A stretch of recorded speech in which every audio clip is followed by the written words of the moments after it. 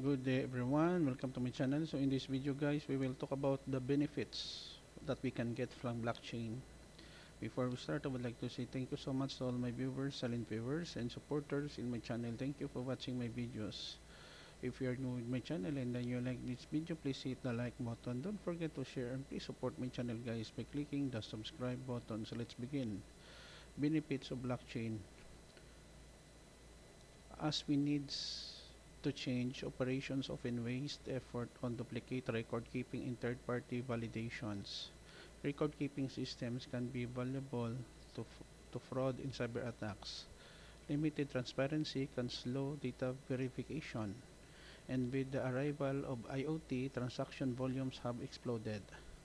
All of this shows business drains the bottom line and means that we need a better way enter blockchain.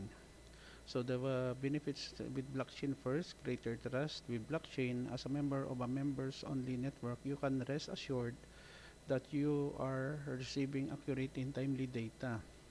And your confidential blockchain records are shared only with the network members to whom you granted access. Second, great security. Consensus on data accuracy is required from all network members, and all validated transactions are immutable because they are recorded permanently. No one, not even a system administrator, can delete a transaction.